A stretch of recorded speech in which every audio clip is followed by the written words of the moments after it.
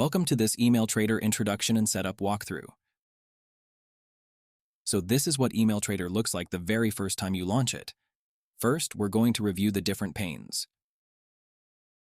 On the left, you can see the email alerts. By default, the alert database already contains a number of sample items. Right now, we have 34. In this window, we'll have the logs and the Json content of those alerts. What you're seeing is a session log starting with a welcome message. Then the program tried to connect to the Interactive Brokers platform, which isn't open yet. We'll see how to connect a bit later. There's also a second log window dedicated to each alert. This is where we'll see how the selected alert was processed. All the alerts you see here were also used to test the product, so we know they work.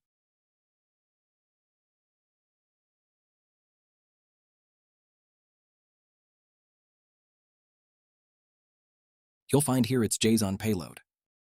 We'll dive into how it's built and what the options are in another video, and you can reuse them as a basis for your own alerts. In the lower left window, you have the full help. I strongly recommend reading it in full. It covers a range of topics.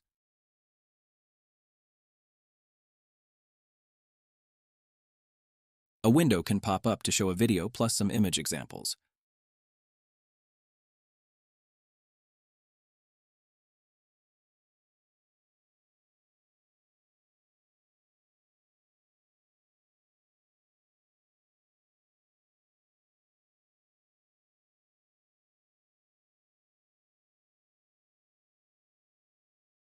Finally, this is the settings window with the different themes.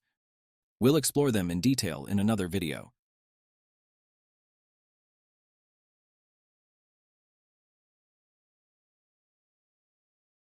You can resize the window,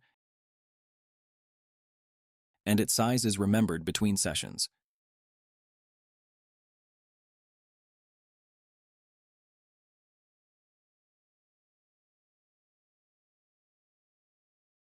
There's also an info button that opens the privacy policy, the end-user license agreement, the terms and conditions, and a form to contact us if you encounter a bug or difficulty. You don't always need both main windows visible, so you might prefer to run the app like this.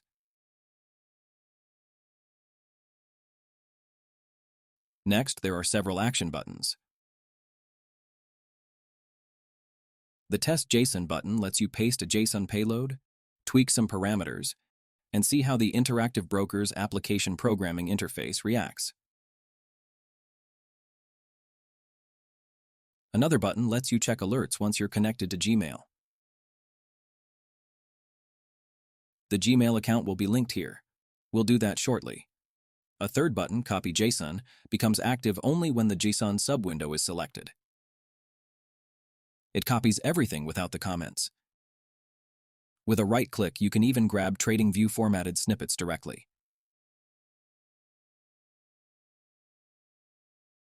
Now let's look at Interactive Brokers and connect.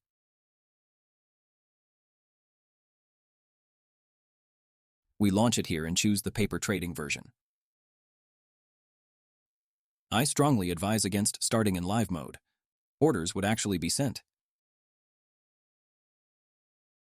Here I paste the password. Let's go.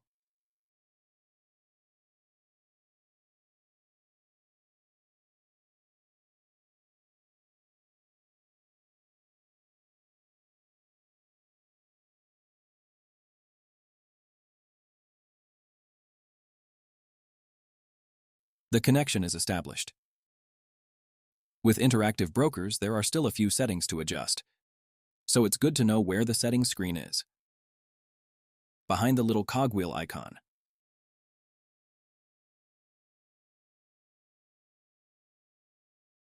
Under API/settings, you'll see exactly what needs to be enabled.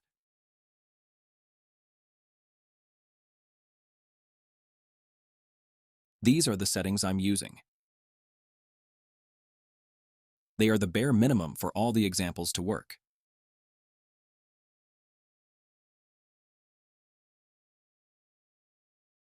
Remember to not change the port number or email trader will malfunction.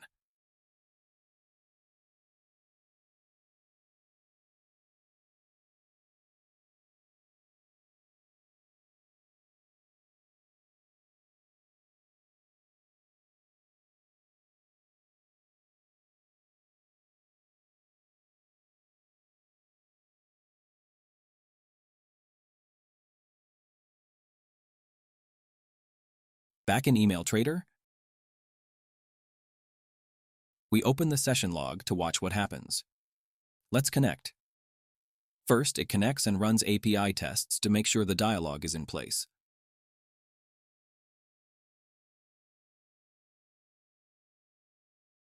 All tests pass. Now that we're connected, we still haven't added the Gmail address that will receive alerts, but we can already send orders. Let's copy the EUR USD trade Json.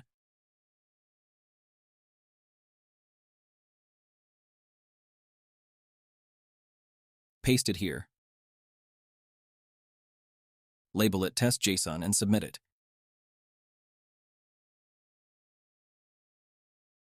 You can see it appear.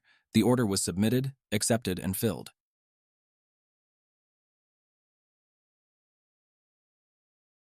If we look at the interactive brokers platform itself, the order is now grayed out because it has been filled.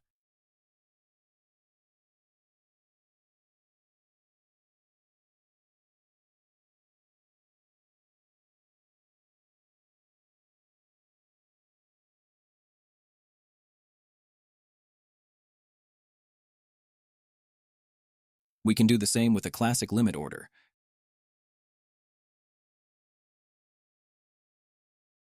Copy the limit order JSON, submit it, and you'll see it pending because the market isn't open yet.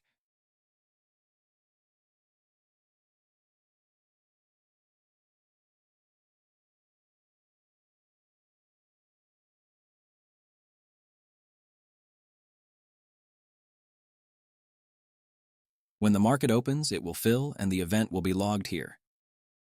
Once you've purchased, alerts are fetched automatically 4 times per minute, at 7 seconds, 15 seconds, 32 seconds, and 50 seconds.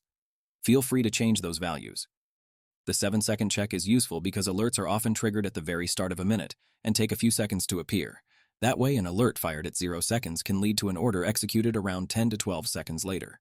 To add your Gmail address, you need a subscription.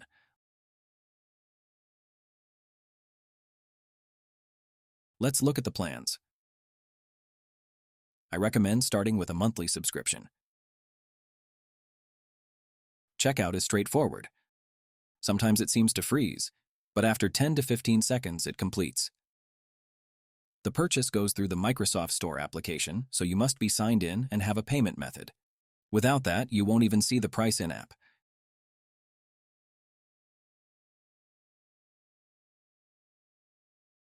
I'll complete the purchase off-screen. Then we'll watch what happens when we pair a Gmail account. I know there's a backlog of alerts in that Gmail inbox because different models ran yesterday and generated many signals. After pairing, they'll all download at once. Some are buys and sells for the same asset because they were triggered at different times. That's why, in practice, you must set an expiration time in the settings to avoid contradictory trade orders arriving simultaneously. This expiration time is expressed in seconds. Here it is 300. Any alert older than 5 minutes is ignored. For this demo, though, we'll lift that limit to show the engine can process many alerts in parallel even when some are contradictory. You should never do that in production. This is only to demonstrate. So let's remove the 300-second cap, set it to -1 for infinite, and press Enter. It can lead to odd behavior. Consider yourself warned. Okay, that's done. Now we add the Gmail address and off it goes. We now link a Gmail address dedicated to receiving alerts.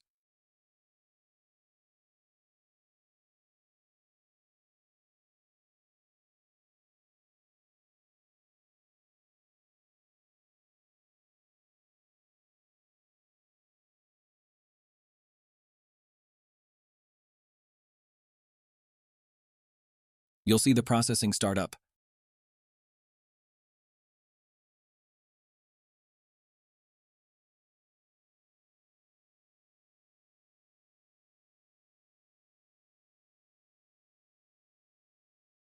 That was 39 emails representing 38 Json payloads.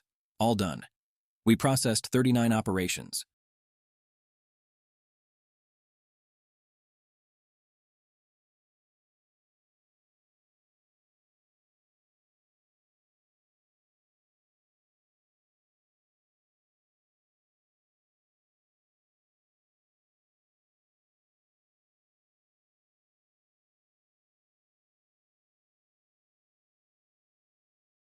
"38 alerts and 1 informational email in about 13 seconds.